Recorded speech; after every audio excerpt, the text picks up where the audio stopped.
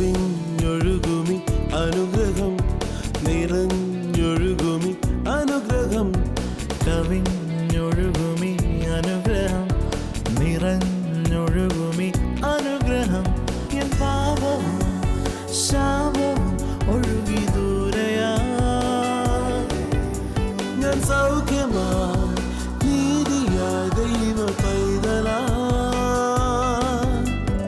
യേശുവിൻ സ്വന്തമായി തീർന്നു ഞാൻ എന്നെന്നും കവിഞ്ഞൊഴുകുമി. കവിഞ്ഞൊഴുകുന്ന അനുഗ്രഹത്തിലേക്ക് ഒരിക്കൽ കൂടെ എല്ലാവരെയും സ്വാഗതം ചെയ്യാണ്. നമ്മൾ കേട്ടുകൊണ്ടിരുന്ന സന്ദേശം തുടരുന്നു. തങ്കു ബ്രദർ തിരുവല്ല ഹെവൻലി ഫീസ്റ്റിൽ ചെയ്ത മനോഹരമായ സന്ദേശം. ദൈവവചനം നമ്മുടെ ജീവിതത്തിൽ പ്രായോഗികമായി വലിയ പരിവർത്തനങ്ങൾ വരുത്തുന്നതിന് വേണ്ടിയാണ് ദൈവത്തിൻ്റെ വചനം തന്നിരിക്കുന്നതെന്നാണല്ലോ തങ്കു ബ്രദർ സംസാരിച്ചത്. ആ പ്രസംഗത്തിൻ്റെ രണ്ടാമത്തെ ഒരു ഭാഗത്തിലേക്ക് നമ്മൾ വരുന്നത്. ഇന്ന് നമ്മൾ കേൾക്കാൻ പോകുന്ന വചനത്തിൽ എംഫസൈസ് ചെയ്യുന്നത് ഇതായിരിക്കും: കർത്താവായ യേശുവിൽ ക്രിസ്തുവിൽ വിശ്വസിച്ച ഞാൻ ഒരു പരാജയമാകയില്ല. കർത്താവായ യേശു ക്രിസ്തു ജയാളിയാണ്. ആ ജയാളിയായ കർത്താവ എൻ്റെ നിങ്ങളുടെ ഉള്ളങ്ങളിൽ വാസം ചെയ്യുന്നു. ആ ക്രിസ്തുവിൻ്റെ തിരിച്ചറിവിൽ, ക്രിസ്തുവിൻ്റെ വചനത്തിൻ്റെ തിരിച്ചറിവിൽ കടന്നു പോരുന്നൊരു വ്യക്തിയെ ഇന്ന് ചില പ്രതിസന്ധികളിൽ നിന്ന് തോന്നുന്ന കാര്യങ്ങൾ പോലും തിരിഞ്ഞ് അനുഗ്രഹമായി വരും, നമ്മളെ ജയാളികളായി മാറ്റും. നമുക്ക് ആ മനോഹരമായ ദൈവവചനത്തിലേക്ക് പോകാം. തിരുവല്ലയിൽ നടന്ന ശുശ്രൂഷയിലേക്ക് നമുക്ക് കടന്നു പോകാം. 1 യോഹന്നാൻ 3-ാം അധ്യായം 1-ാമത്തെ വാക്യം വായിക്കപ്പെടുന്നു. ശ്രദ്ധിക്കുക, വായിച്ചേ. കാൺമീൻ നാം ദൈവമക്കൾ എന്ന് വിളിക്കപ്പെടുവാൻ. ബിഹോൾഡ് കാൺമീൻ എന്ന് പറഞ്ഞാൽ അത്ഭുതത്തിൻ്റെ ഏറ്റവും വലിയൊരു അത്ഭുതമാണ്. ചിന്തിക്കാത്ത, ബിഹോൾഡ് എന്ന് പറയുന്നത് അമേസിങ്, ആശ്ചര്യകരം, ചിന്തിക്കാൻ പറ്റുന്നില്ല, വിചാരിക്കാൻ പറ്റുന്നില്ല.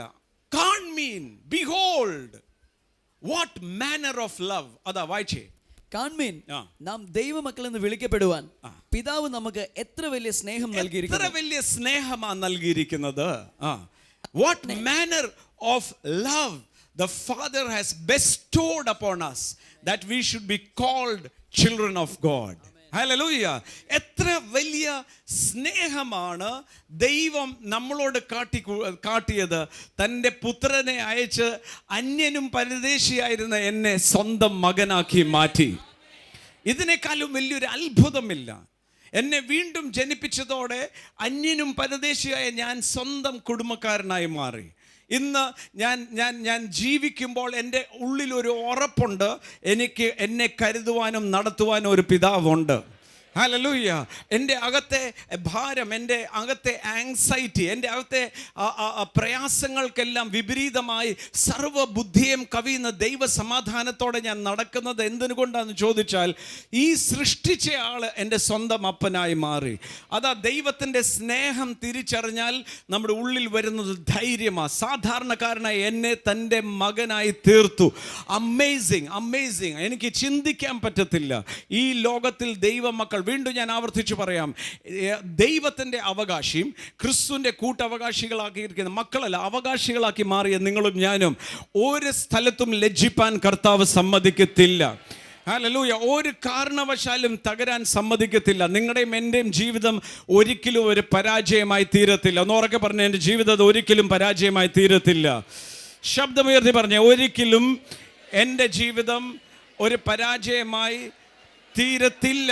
Behold what manner of love. അതുകൊണ്ടാണ് വീണ്ടും ജനിപ്പിച്ചിരിക്കുന്നതിൻ്റെ കാര്യം പറയുമ്പോൾ 1 പത്രോസ് 1-ാം അധ്യായം അതിൻ്റെ 3-ാമത്തെ വാക്യം വായിക്കപ്പെടുന്നു. ശ്രദ്ധിക്കുക, വായിച്ചേ. നമ്മുടെ കർത്താവായ യേശുക്രിസ്തുവിന്റെ പിതാവായ ദൈവത്തിന് സ്തോത്രം. അവൻ മരിച്ചവരുടെ ഇടയിൽ നിന്നുള്ള യേശുക്രിസ്തുവിന്റെ പുനരുത്ഥാനത്താൽ തന്റെ കരുണാധിക്യ പ്രകാരം നമ്മെ ജീവനുള്ള പ്രത്യാശയ്ക്കായി അന്ത്യകാലത്ത് വെളിപ്പെടുവാൻ ഒരുങ്ങിയിരിക്കുന്ന രക്ഷയ്ക്ക് വിശ്വാസത്താൽ ദൈവശക്തിയിൽ കാക്കപ്പെടുന്ന നിങ്ങൾക്ക് വേണ്ടി സ്വർഗത്തിൽ സൂക്ഷിച്ചിരിക്കുന്നതും ക്ഷയം, മാലിന്യം, വാട്ടം എന്നിവ ഇല്ലാത്തതുമായ. ഇത് നമ്മൾ നേരെ മൂക്കെ പിടിക്കുന്നതിൻ്റെ പകരം ഇങ്ങനെ മൂക്കെ പിടിക്കുന്ന പോലെ മലയാളം എഴുതിയിരിക്കുന്നത്. ജീവനുള്ള പ്രത്യാശയ്ക്കായി വീണ്ടും ജനിപ്പിച്ചിരിക്കുന്നു. അങ്ങനെയാ വരേണ്ടത്, പിന്നീട് താഴെ വരേണ്ടത്. ഹല്ലേലൂയ. എന്നെ ജനിപ്പിച്ചിരിക്കുന്നത് എന്തിനാ? For a living hope. ഞാൻ വീണ്ടും ജനിച്ചു. യേശു എൻ്റെ കർത്താവാണ്, യേശു എൻ്റെ കർത്താവാണെന്ന് പറയുന്ന ആ സമയം മുതൽ എൻ്റെ ഉള്ളിൽ ജീവിക്കുന്ന പ്രത്യാശയാണ്. എന്താ പ്രത്യാശ? ഒന്ന്, യേശു പറഞ്ഞു, യേശു എങ്ങനെയാ പറഞ്ഞു? For God so love the world, ലോകത്തെ സ്നേഹിച്ചത് കൊണ്ട് തൻ്റെ പുത്രനെ അയച്ചു, തന്നിൽ വിശ്വസിച്ചവൻ നശിച്ചു പോകാതെ നിത്യജീവൻ ലഭിക്കും. ഞാൻ ഒരിക്കലും ഇനിയും ഭൂമിയിലും നശിക്കത്തില്ല, വരാനിരിക്കുന്ന ലോകത്തിലും നാശം എനിക്കില്ല. ഒന്ന് പറഞ്ഞ, ഒരിക്കലും ഞാൻ നശിക്കത്തില്ല, എൻ്റെ തലമുറ നശിക്കത്തില്ല. ചേർന്ന് കർത്താവിനെ സ്തോത്രം ചെയ്താട്ട്. ആർക്കെങ്കിലും ഉള്ളിൽ മരണഭയമൊക്കെ ഉണ്ടെങ്കിൽ അത് ഇന്ന് പറഞ്ഞ് അതിനെ കുടഞ്ഞു കളഞ്ഞോണം. എൻ്റെ ജീവിതം ഏറ്റവും സുരക്ഷിതമാണ്. അതിൻ്റെ കാരണം എന്നെ വീണ്ടും ജനിപ്പിച്ചത്, ക്രിസ്തുവിൻ്റെ പുനരുത്ഥാനത്താൽ എന്നെ വീണ്ടും ജനിപ്പിച്ചിരിക്കുന്നത് ജീവിക്കുന്ന പ്രത്യാശയ്ക്ക് വേണ്ടിയാണ്. ചേർന്ന് കർത്താവിനെ സ്തോത്രം ചെയ്യാം.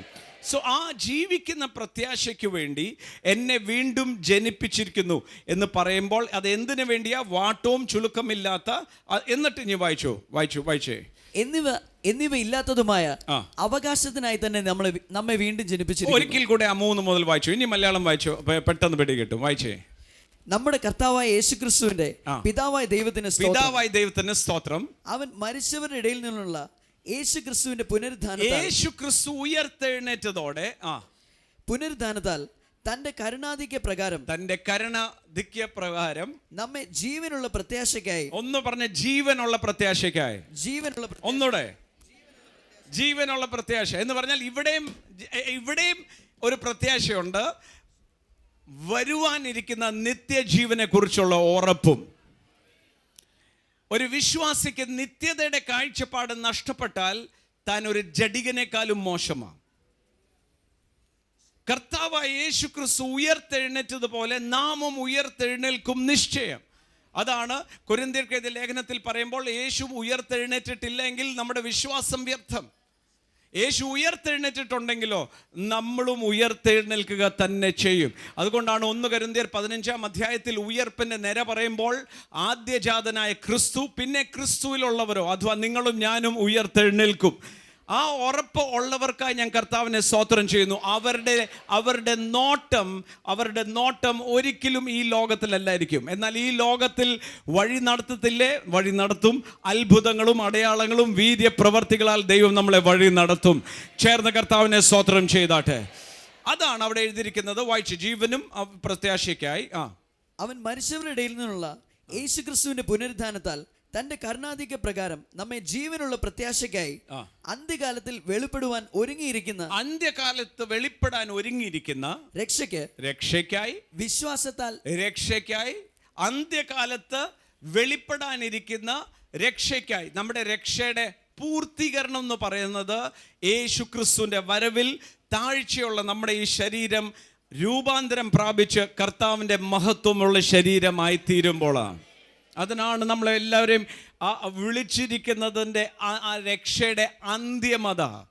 ഇന്ന് നമ്മുടെ അകത്തെ മനുഷ്യൻ മഹത്വീകരിക്കപ്പെട്ട് കഴിഞ്ഞിരിക്കുക, മനസ്സ് രൂപാന്തരം പ്രാപിച്ചുകൊണ്ടിരിക്കുന്നു. ശരീരം ഒരിക്കൽ കർത്താവിൻ്റെ ശരീരം പോലെ ആയിത്തീരുക തന്നെ ചെയ്യും. യേശുവിൻ്റെ വരവാണോ നമ്മുടെ മാറ്റാണോ ആദ്യം നമുക്കറിയത്തില്ല. പക്ഷേ ഒരു കാര്യം ഉറപ്പാ, നിങ്ങളും ഞാനും കർത്താവിൻ്റെ സന്നിധിയിൽ കാണും. ഒരു കാര്യം വളരെ ഉറപ്പോടെ അറിയാം, എൻ്റെ ജീവൻ ക്രിസ്തുവിൻ്റെ അകത്ത് ഇപ്പോഴേ മറിഞ്ഞിരിക്കുക. ഞാൻ സ്വർഗീയ സ്ഥലത്താണ് ഇരുത്തിരിക്കുന്നത്. ചേർന്ന് കർത്താവിനെ സ്തോത്രം ചെയ്യാം. രക്ഷയെക്കുറിച്ചുള്ള ഉറപ്പും രക്ഷിക്കപ്പെട്ടതിനെക്കുറിച്ച്, രക്ഷിക്കപ്പെടുക എന്ന് പറയുന്നത് തന്നെയാണ് ഏറ്റവും വലിയ അത്ഭുതം. എന്ന് പറഞ്ഞാൽ പഴയ നിയമത്തിൽ ഇസ്രായേലിനെ മിസ്രൈമിൽ നിന്നും പുറപ്പെടുവിച്ചവൻ ഇടയ്ക്ക് വെച്ച് അവർ പിറുപിറുത്തു, അവർക്ക് പ്രയാസമുണ്ടായപ്പോൾ മറുതലിച്ചു.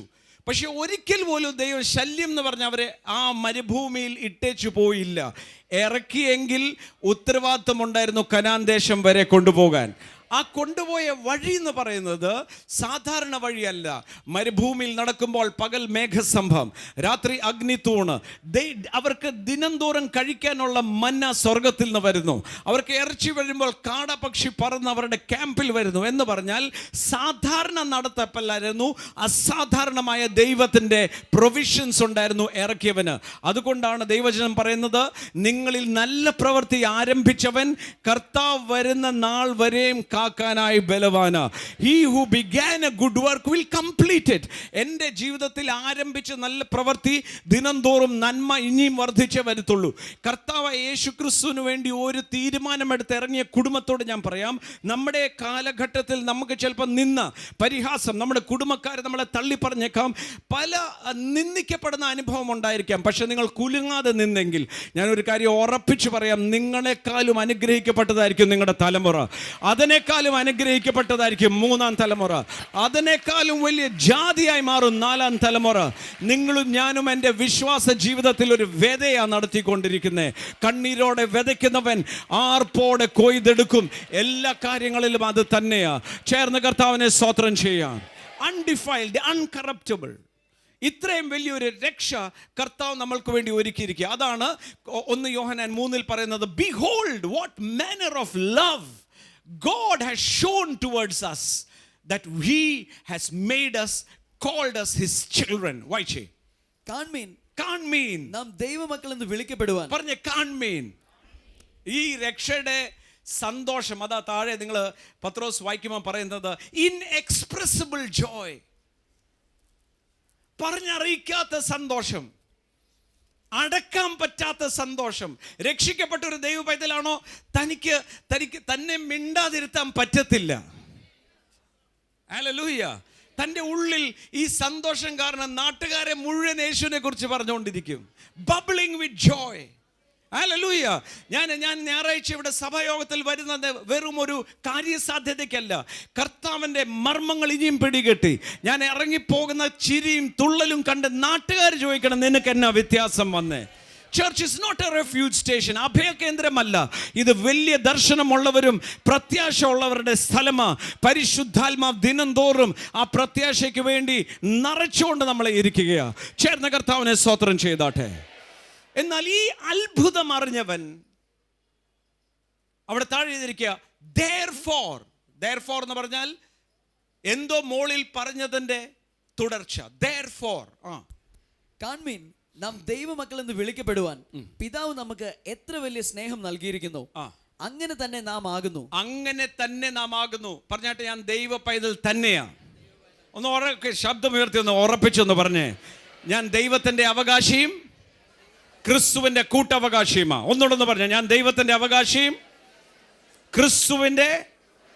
എത്ര പേർക്ക് ഉറപ്പുണ്ട് ഞാൻ ദൈവത്തിന്റെ? കർത്താവിന് എന്നോട് ഭയങ്കര സ്നേഹമാണ്. എത്ര പേർക്ക് ഉറപ്പുണ്ട് കർത്താവിന്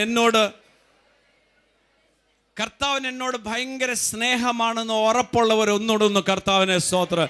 കർത്താവിന് എന്നോട് ഭയങ്കര സ്നേഹമാണെങ്കിൽ ഞാൻ ലേശം പോലും പതറത്തില്ല. എനിക്കറിയാം ജീവിതത്തിൽ നടക്കുന്ന ഓരോ കാര്യത്തിനും കർത്താവിന് ഒരു പ്ലാൻ അതിനകത്തുണ്ട്. അതാ ദൈവത്തെ സ്നേഹിക്കുന്നവർക്ക്, നിർണയപ്രകാരം വിളിക്കപ്പെട്ടവർക്ക് തൻ്റെ ഉള്ളിൽ ഒരു കാര്യം ഉറപ്പായിട്ടറിയാം, സകലതും നന്മയ്ക്ക് വേണ്ടി കൂടി വ്യാപരിക്കുന്നു. ചിലപ്പം വേദന ഉണ്ടായേക്കാം, ഇത് ഇങ്ങനെയല്ലായിരുന്നു നടക്കേണ്ടത്, പക്ഷെ എൻഡ് റിസൾട്ട് നിങ്ങൾ കണ്ടോണം, നിങ്ങളായിരിക്കും സ്ഥാനത്ത് നിൽക്കുന്നത്. അതാ എല്ലായിടത്തും ഇപ്പോഴും ക്രിസ്തു മുഖാന്തരം നമുക്ക് ജയത്തിൻ്റെ ഉത്സവമാണ്. ചേർന്ന കർത്താവിനെ സ്തോത്രം ചെയ്തേ. നമ്മുടെ യേശു യഥാർത്ഥ രക്ഷിക്കപ്പെട്ട ഒരാളും യേശു എന്നെ സ്നേഹിക്കുന്നുണ്ട്, അതുകൊണ്ടാണല്ലോ എന്നെ രക്ഷിച്ചേ. എൻ്റെ നല്ല പ്രവൃത്തി കൊണ്ടല്ലല്ലോ. നമ്മൾ പാപികളായിരുന്നപ്പോൾ തന്നെ അവൻ നമ്മൾക്ക് വേണ്ടി മരിച്ചു. എൻ്റെ ഉള്ള അവസ്ഥയിൽ തന്നെ താൻ എന്നെ സ്നേഹിച്ചു. ഇത്രയും സ്നേഹിക്കാൻ തയ്യാറാകുന്ന ഒരാൾ എൻ്റെ എല്ലാ കാര്യവും ചെയ്യാൻ ശക്തനല്ലേ? താൻ കരുതുന്നവനല്ലേ? പിന്നെ എനിക്കൊരു ദൂതൂടെ കേൾക്കാൻ പോണോ? പിന്നെ ദൂത് കേൾക്കാൻ പോണോ? ദൈവാലോചന കേൾക്കാൻ എന്താ ദൈവാലോചന? ഞാൻ നിങ്ങളെ കുറ്റപ്പെടുത്തുമല്ല. എന്തിനാ ആലോചന കേൾക്കാൻ? ഒരു ദിവസം കർത്താവ് എന്നോട് പറഞ്ഞു, ഈ കേട്ട ആലോചന നിവർത്തിക്കേണ്ടിയവൻ ആരാ? ഞങ്ങളുടെ കാലത്ത് ഏറ്റവും വലിയ ആലോചന നിന്നെ അമേരിക്കയ്ക്ക് അയക്കുമെന്നാണ്. അത് കേൾക്കാനാണ് പോകുന്നത്. അവിടെ ആലോചന കേൾക്കാൻ പോവുക. കർത്താവ് പറഞ്ഞു ആ ആലോചന നിവർത്തിക്കേണ്ടവൻ ആരാ? ആണോ? എത്ര പേർക്ക് ഉറപ്പുണ്ട് ഈ എന്ത് കേട്ടാലും ഞാൻ ഈ ഉയർച്ച തന്നെ പ്രാപിച്ചു എന്ന് കേട്ടു, അത് നിവർത്തിക്കേണ്ട ആളാരാ? ആണേ. കർത്താവ് പറഞ്ഞു നിനക്കുള്ള ആലോചന ഞാൻ നിന്റെ ഉള്ളിൽ തരും. എൻ്റെ ഉള്ളിലെ പരിശുദ്ധാത്മാവ് എനിക്കുള്ള ആലോചന തരുന്നവനാണ്. ചേർന്ന് കർത്താവിനെ സ്തോത്രം ചെയ്താട്ടെ. കർത്താവിൽ ഉറപ്പുള്ളവൻ ഇങ്ങോട്ടും അങ്ങോട്ടും ആടത്തില്ല. ഞാനൊരു കാര്യം പറയാം. സ്വർഗീയ വിരുന്നിൽ സ്നാനപ്പെട്ടവർ, സ്വർഗീയ വിരുന്ന് സഭയ്ക്കകത്ത് ദൈവം നട്ടതാ. അങ്ങനെയാ ദൈവവചനം പറയുന്നത്. രക്ഷിക്കപ്പെട്ടവരെ ദിനംതോറും സഭയെ കൊണ്ട് ചേർത്ത്. ഏത് സഭയിൽ ആരായിരിക്കണമെന്ന് തീരുമാനിക്കുന്നത് സ്വർഗമാണ്. ഇവിടെ കൊണ്ട് നട്ടതാ. ഹല്ലേലൂയ. ഇവിടെയും അവിടെയും ഓടുമ്പോൾ സംഭവിക്കുന്ന അകത്തെ മനുഷ്യൻ അസ്ഥിരനാകും. അസ്ഥിരനാകുമ്പോൾ എന്താ? നിങ്ങൾ ദൈവത്തിൽ നിന്ന് ഒന്നും പ്രാപിക്കത്തില്ല എന്ന വചനം പറയുന്നത്. എന്നെ കർത്താവ് ആക്കി വെച്ചിരിക്കുന്നുണ്ടെന്ന് ഞാൻ വിശ്വസ്തയോടെ നിന്ന് ഏലിയായോട് അവിടെ ഇരിക്കാൻ പറഞ്ഞാൽ അവിടെ ഇരുന്നാൽ മതി. കാക്ക അവിടെ റൈറ്റ് ടൈമിൽ കൊണ്ട് ഡെലിവറി നടത്തും. കർത്താവിനെ കുറിച്ചുള്ള ഉറപ്പില്ലാത്തത് കൊണ്ടാണ് ഈ ഓട്ടം. ദൈവം നമ്മുടെ മനസ്സാക്ഷിയെ പോലും കഴുകിയതാ യേശു തൻ്റെ രക്തത്താൽ. യേശു വാസ്തവമായി ഉയർത്തെഴുന്നേറ്റെന്ന് ജീവിക്കുന്നവൻ ഒരു കാര്യം അറിയാം. താൻ ആയിരിക്കുന്ന സ്ഥലത്ത് അമർത്തി കുലുക്കി കവിയുന്ന അളവിൽ മടിയിൽ കൊണ്ടിട്ട് തരാമെന്ന് പറഞ്ഞിരിക്കുന്ന കർത്താവാണ്. ചേർന്ന് കർത്താവിനെ സ്തോത്രം ചെയ്താട്ടെ. 100 ഉപദേശം കേൾക്കുമ്പോൾ എൻ്റെ ഹൃദയത്തിൽ മുഴുവൻ സുവിശേഷത്തിൻ്റെ അന്തസ്സത്ത് എന്താ? മഹത്വത്തിൻ്റെ പ്രത്യാശയായ ക്രിസ്തു എന്നിൽ ഇരിക്കുന്നു. ഇന്ന് പ്രത്യാശ എൻ്റെ അകത്തായിരിക്കുന്നേ. ദൈവത്തിൻ്റെ മഹത്വം എൻ്റെ അകത്തായിരിക്കുന്നേ. ഞാൻ ആ ക്രിസ്തുവിൽ ബലവാൻ. ചേർന്ന് കർത്താവിനെ സ്തോത്രം ചെയ്താട്ടെ. ഹല്ലേലൂയ. ഞാനിത് എന്തുകൊണ്ട് ഇവിടെ ഇപ്പം പറയുന്നതെന്ന് എനിക്കറിഞ്ഞൂടാ. പക്ഷേ ഈ ഓട്ടം നിർത്തണം. ഇവിടെ പകുതി അവിടെ പകുതി ഇങ്ങോട്ട് പകുതി. അതുകൊണ്ട് തന്നെ ജീവിതത്തിൽ മുഴുവൻ അസ്ഥിരതയാ. ഒരു മനുഷ്യനും നിങ്ങളെ വിടുവിക്കാൻ പറ്റത്തില്ല. ഇന്ന് തങ്കുബ്രദർ ഇവിടെ വരുമ്പോൾ പ്രത്യേക വിടുതൽ ശുശ്രൂഷ നടക്കത്തില്ല. ദൈവത്തിന് മുഖപക്ഷമില്ല. തങ്കുബ്രദർ യേശുവിൻ്റെ നാമത്തിൽ പ്രാർത്ഥിച്ച വിടുതലാണ്. വിശ്വാസികളും യേശുവിൻ്റെ നാമത്തിൽ പ്രാർത്ഥിച്ച അവിടെ വിടുതൽ നടക്കും. എൻ്റെ അകത്ത് പ്രത്യേക കൃപയൊന്നും കർത്താവ് തന്നിട്ടില്ല. എന്നിൽ ഇരിക്കുന്ന ക്രിസ്തു തന്നെയാണ് നിങ്ങളുടെ അകത്തും ഇരിക്കുന്നത്. നിങ്ങൾ പ്രാർത്ഥിച്ചാൽ അവസ്ഥകൾ മാറും. നിങ്ങൾ ഉള്ളംകാൽ ഒരു തകർന്നിരിക്കുന്ന വീട്ടിൽ, നിങ്ങളുടെ സാധാരണ ഒരു വിശ്വാസി തൻ്റെ ഉള്ളംകാൽ ഒരു തകർന്ന വീട്ടിൽ കൊണ്ട് വെച്ചാൽ ആ ഉള്ളംകാൽ ചവിട്ടുന്നടം അനുഗ്രഹിക്കപ്പെടും. ചേർന്ന് കർത്താവിനെ സ്തോത്രം ചെയ്താട്ടെ. ദൈവരാജ്യത്തിൽ ഒരു സൂപ്പർമാൻ പോലുമില്ല. Everyone is ordinary but carrying an extraordinary God. രാജ്യങ്ങളെ മാറ്റാൻ തക്കൊണ്ടുള്ള ദൈവശക്തിയാണ് നമ്മളിൽ ഇരിക്കുന്നത്. ഹല്ലേലൂയ. രാജ്യങ്ങളുടെ ഭാവി പോലും മാറ്റുന്നത് നിങ്ങളും ഞാനുമാ. അതുകൊണ്ടാണ് അതേ കൊരിന്ത്യ സഭയിൽ പൗലോസിൻ്റെ പക്ഷം, അപ്പോലോസിൻ്റെ പക്ഷം, ഞങ്ങൾ പൗലോസിൻ്റെ പക്ഷം എന്നൊക്കെ പറഞ്ഞ ഒരു ഭിന്നത ഉണ്ടാകാൻ നോക്കുമ്പോൾ പൗലോസ് പറയുന്നത് ഇതെല്ലാം നിങ്ങളുടേതാ, ക്രിസ്തു പോലും നിങ്ങളുടേതാ, ദൂതന്മാരെ പോലും വിധിക്കാനുള്ളവരല്ലേ നിങ്ങൾ. പിന്നെ എങ്ങനെയാണ് ഇതെല്ലാം വരുന്നത്? നാം പറയാം, നമ്മുടെ ഹൃദയത്തിൽ കർത്താവ് തന്നിരിക്കുന്ന വിശ്വാസത്തിൽ ഒരു സ്ഥിരത ഉണ്ടായി. നോക്കിക്കേ, നിങ്ങളെ ദൈവം ഉയർത്തുക തന്നെ ചെയ്യും. വിശ്വസ്തതയ്ക്ക് പ്രതിഫലമുണ്ട്. വിശ്വാസത്തോടെയാണ് നമ്മൾ ജീവിക്കുന്നത്. വിശ്വസ്തതയ്ക്ക് പക്ഷെ പ്രതിഫലമുണ്ട്. കഴിഞ്ഞ എൻ്റെ മുമ്പത്തെ ആഴ്ച എല്ലാം ദിവസവും വിവാഹമായിരുന്നു. എല്ലാം ദിവസവും ഈ വിവാഹം കഴിച്ച കുഞ്ഞുങ്ങളെല്ലാം അവരുടെ അപ്പനും അമ്മയും 98-ലും 97-ലും വിശ്വാസത്തിൽ ഇറങ്ങിയവരാ. എൻ്റെ കൂടെ ഞാൻ 95-ൽ രക്ഷിക്കപ്പെട്ടു. 96-ൽ ശുശ്രൂഷ എന്ന് പറഞ്ഞാൽ ആ സമയത്ത് എഴുന്നേറ്റ് നടക്കാറായിട്ടില്ല, പക്ഷേ സാക്ഷ്യം പറയും. 97-ൽ എൻ്റെ കൂടെ ഇറങ്ങിയ ഈ 4 കുടുംബങ്ങളും. അന്ന് തങ്കുബ്രദർ ആരുമല്ല. ഇതിൻ്റെ ഭാവി എങ്ങോട്ടാ അറിയത്തില്ല. അടക്കുവോ, എവിടെ അടക്കും, കുഞ്ഞുങ്ങളുടെ കല്യാണം നടക്കുവോ, ഇതൊന്നും അറിയത്തില്ല. 100 ചോദ്യങ്ങളാ. പക്ഷെ അവര് ഒരു കാര്യം ചെയ്തു. അതാ യേശു പറഞ്ഞ, നിങ്ങൾ ദൈവത്തിൻ്റെ ദാനം എന്നതും നിന്നോട് സംസാരിക്കുന്നവനായ ഞാൻ ആരാന്ന് തിരിച്ചറിയായിരുന്നെങ്കിൽ എന്ന് പറഞ്ഞാൽ അവരെ നടത്താൻ കർത്താവ് എന്നെ ആക്കിയെന്ന് അവർക്ക് ഉറപ്പായി. യേശു അവരുടെ ഉള്ളിലുണ്ടെന്ന് അവർക്ക് ഉറപ്പായി. ഞാൻ ആ വിവാഹം ശുശ്രൂഷ 4 പേരുടെയും ആ കുഞ്ഞുങ്ങൾ ഇന്ന് ഉന്നത സ്ഥാനത്താണ്. ആ 4 വിവാഹം നടക്കുമ്പോൾ എൻ്റെ ഉള്ളിൽ വിശ്വസ്തതയുടെ പ്രതിഫലമാണ് ഞാൻ കണ്ടത്. അവർ കുലുങ്ങാതെ അവരെ ആക്കി വെച്ചിരിക്കുക. എത്ര ഒലച്ചിലുകളായിരുന്നു അവരുടെ ജീവിതത്തിൽ വന്നത്. പക്ഷെ അവിടെ ഒന്നും കുലുങ്ങാതെ കർത്താവിനെയും അവരെ നടത്തുന്നവരെയും ബഹുമാനിച്ച് നിന്നുകൊണ്ട് അവരുടെ മക്കൾ അവർ ചിന്തിക്കുന്നതിൻ്റെ അപ്പുറത്തെ ഉയർച്ചയിൽ അവർ വിവാഹം കഴിച്ചിരിക്കുന്നത്. ചേർന്ന് കർത്താവിനെ സ്തോത്രം ചെയ്യാം. കർത്താവിൻ്റെ വാക്ക് മാറത്തില്ല. നമ്മുടെ ഉള്ളിൽ ഒരു സ്ഥിരത ഉണ്ടാകണം. മാത്രമല്ല നിത്യതയുടെ ഉറപ്പ്.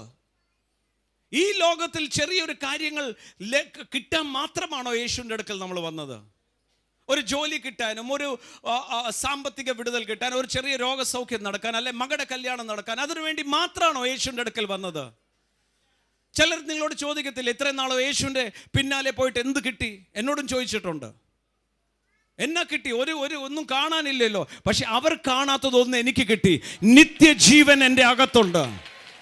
എനിക്കൊരു കാര്യം ഉറപ്പുണ്ട്, എനിക്ക് വേണ്ടി ഭവനം ഒരുങ്ങിക്കൊണ്ട് തന്നെയായിരിക്കുന്നത്. ചേർന്ന് കർത്താവിനെ സ്തോത്രം ചെയ്താട്ടെ. അത് വെള്ളിയും പൊന്നും കൊടുത്തല്ല, തൻ്റെ സ്വന്തം രക്തം കൊടുത്ത് വിലയ്ക്ക് വാങ്ങിയ എനിക്ക് അതിനേക്കാളും വലുതൊരു സ്ഥാനം വേണ്ട. ചേർന്ന് കർത്താവിനെ സ്തോത്രം ചെയ്താട്ടെ. പ്രിയപ്പെട്ടവരെ, നമ്മൾ കേട്ടുകൊണ്ടിരുന്നത് ക്രിസ്തു നമ്മുടെ ഉള്ളിലുള്ളത് കൊണ്ട് നമ്മൾ ഒരിക്കലും പരാജയമാകത്തില്ല. ഈ പൗലോസ്ലീഹായൊക്കെ ലോകത്ത് നടക്കുമ്പോൾ, പോകുമ്പോൾ, ഓരോ കാര്യങ്ങൾ ചെയ്യുമ്പോൾ ഞാൻ ചെയ്യുന്നു എന്നല്ല അവർക്ക് തോന്നിയത്, എൻ്റെ ഉള്ളിലിരിക്കുന്നവൻ ചെയ്യുന്നു എന്ന്. നമുക്കും അങ്ങനൊരു എന്തോ പറയുന്നത്, നമ്മളുടെ ആ വ്യക്തിത്വം മാത്രം ഫീൽ ചെയ്യാതെ ഒരു ഇരട്ട വ്യക്തിത്വം, ഞാനെന്നൊക്കെ പറയുമ്പോൾ, ഞാനിന്ന് ചെയ്യുമെന്ന് പറയുമ്പോൾ എൻ്റെ ഉള്ളിലുള്ള കർത്താവ് ഇന്ന് പ്രവർത്തിക്കും എന്ന് പറയുന്ന ഒരു രീതിയിലേക്ക് നമ്മളാകണം. അതാണ് ഗലാത്യർ 2:20 പൗലൂസ് പറയുന്നത്, നീ ജീവിക്കുന്നത് ഞാനല്ല, ക്രിസ്തു അത്രേ എന്നിൽ ജീവിക്കുന്നു. ക്രിസ്തു ആ പ്രതിസന്ധികളെ നേരിടുന്നു. അതുകൊണ്ട് തന്നെ നമുക്ക് പരാജയമാകാൻ പറ്റില്ല. നമ്മൾ പലപ്പോഴും നമ്മുടെ വ്യക്തിത്വത്തിലാണ് ചിന്തിക്കുന്നത്. നമ്മളുടെ ആ ഒരു യേശുവിനെ അറിഞ്ഞവർ പോലും ഒരു ഐഡൻറ്റിറ്റി ക്രൈസിസിലാണ്. ഞാനൊരു പരാജയമാണ്, എന്നെക്കൊണ്ടെന്തോ സംഭവിക്കും. നമ്മളിലെ പരാജയപ്പെട്ട ഞാനിനെയാണ് പിന്നെ നമ്മൾ ഉയർത്തിപ്പിടിച്ചിരിക്കുന്നത്. അതൊന്ന് പോകട്ടെ. മരണത്തെ ജയിച്ച് ഉയർത്തെഴുന്നേറ്റ് ക്രിസ്തുവിൻ്റെ മനോഭാവത്തിൽ ക്രിസ്തു ഉണ്ട് നമ്മളിൽ. അത് തോന്നലോ സങ്കല്പമോ അല്ല. വിശ്വസിച്ചവരുടെ ഉള്ളിൽ ക്രിസ്തു വിശ്വാസത്താൽ നിങ്ങളുടെ ഹൃദയങ്ങളിൽ വാസം ചെയ്യുന്നു എന്നാണ് കൊലോസ്യർ 1:28 പറയുമ്പോൾ, മഹത്വത്തിൻ്റെ പ്രത്യാശയായ ക്രിസ്തു നിങ്ങളുടെ ഉള്ളിലുണ്ടെന്ന്. ആ ഗ്ലോറിയസ് ക്രൈസ്റ്റ് നമ്മളിൽ ജീവിക്കുക. അങ്ങനെ നമ്മൾ പ്രാർത്ഥിക്കുമ്പോൾ രോഗികൾ സൗഖ്യമാകും, ബന്ധനങ്ങൾ അഴിയുമെന്നാണല്ലോ നമ്മൾ കേട്ടത്. നമുക്കിപ്പോൾ പ്രാർത്ഥിക്കാം. യേശു ക്രിസ്തുവിൻ്റെ നാമത്തിൽ ഇപ്പോൾ പ്രാർത്ഥിക്കുമ്പോൾ രോഗബന്ധനങ്ങൾ അഴിയും. ഈ ബ്ലീഡിങ്ങുകൾ, മൂക്കിൽ നിന്നും ശരീരത്തിൻ്റെ മറ്റ് ചില ബ്ലീഡിങ്ങുകൾ സൗഖ്യമാകുന്നതായി പെട്ടെന്ന് പ്രാർത്ഥന തുടങ്ങുമ്പോൾ എൻ്റെ ഉള്ളിലേക്ക് വരികയാണ്. അത് ദൈവത്തിൻ്റെ ആത്മാവ് എൻ്റെ ഉള്ളിൽ അത് തോന്നിക്കുന്നതെന്ന് എനിക്കറിയാം. ആ ബ്ലീഡിങ്ങിനാൽ കഷ്ടപ്പെടുന്ന വ്യക്തി കൈവച്ചോ, ശരീരത്തിൽ കൈവച്ചോ അത്ഭുത സൗഖ്യം നടക്കാൻ പോവുക. കർത്താവേ, യേശു ക്രിസ്തുവിൻ്റെ നാമത്തിൽ ഞങ്ങൾ പ്രാർത്ഥിക്കുമ്പോൾ അങ്ങയുടെ അത്ഭുത കരം നീട്ടി ഈ ബ്ലീഡിങ്ങിനാൽ കഷ്ടപ്പെടുന്ന വ്യക്തിയെ കർത്താവെ അവിടുന്ന് സൗഖ്യമാക്കുന്നതിനായി സ്തോത്രം. മൂക്കിൽ നിന്നും മറ്റ് ഉദരത്തിൽ നിന്നും ഒക്കെ, അതുപോലെ കർത്താവെ ഗൈനക്കോളജിക്കലായിട്ടൊക്കെയുള്ള ബ്ലീഡിങ്ങുകൾ ഇപ്പോൾ തന്നെ സൗഖ്യമാകട്ടെ. അങ്ങനെ കൂടാതെ ചിലർക്ക് ചെവിയിൽ നിന്നും കണ്ണിൽ നിന്നൊക്കെ രക്തം പൊടിക്കുന്ന, ശരീരത്തിൽ രക്തം പൊടിക്കുന്ന ചില രോഗങ്ങൾ യേശുക്രിസ്തുവിൻ്റെ നാമത്തിൽ ഇപ്പോൾ സൗഖ്യമാകട്ടെ. ചില സോറിയാസുകൾ വന്ന കൈകളും ശരീരമൊക്കെ വിണ്ടുകീറിയിട്ട് രക്തം പൊടിക്കുന്ന രോഗബന്ധനങ്ങൾ യേശുവിൻ്റെ നാമത്തിൽ അടിയട്ടെ.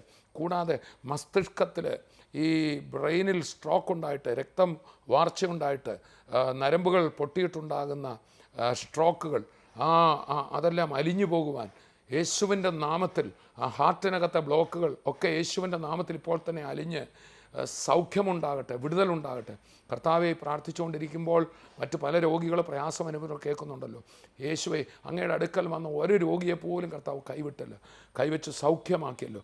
ഈ കേട്ടുകൊണ്ടിരിക്കുന്ന ഓരോരുത്തരുടെ മേലും അങ്ങയുടെ അത്ഭുതകരം നീട്ടി സൗഖ്യമാക്കുന്നതിനായി സ്തോത്രം. യേശുവിൻ്റെ നാമത്തിൽ അസ്വസ്ഥതകൾ വിട്ടുമാറട്ടെ, മയക്കങ്ങൾ, ഉറക്കക്കുറവുകൾ, മാനസിക രോഗങ്ങൾ എല്ലാം വിട്ടുമാറട്ടെ. കുഞ്ഞുങ്ങളില്ലാത്തവർക്ക് വേണ്ടി പ്രത്യേകം പ്രാർത്ഥിക്കുന്നു, തൊട്ട് സൗഖ്യമാക്കണമേ. കുഞ്ഞുങ്ങളുടെ വിവാഹത്തിന് വേണ്ടി പ്രാർത്ഥിക്കുന്നു, വിദ്യാഭ്യാസത്തിന് വേണ്ടി പ്രാർത്ഥിക്കുന്നു, ബിസിനസ്സിന് വേണ്ടി പ്രാർത്ഥിക്കുന്നു.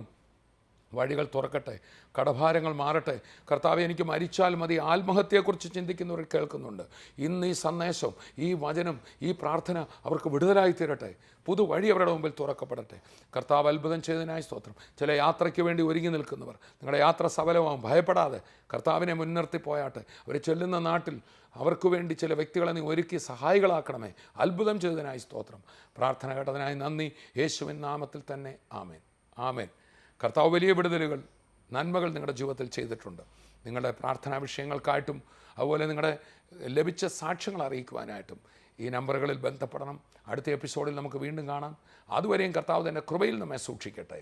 I bless you in Jesus name. Amen.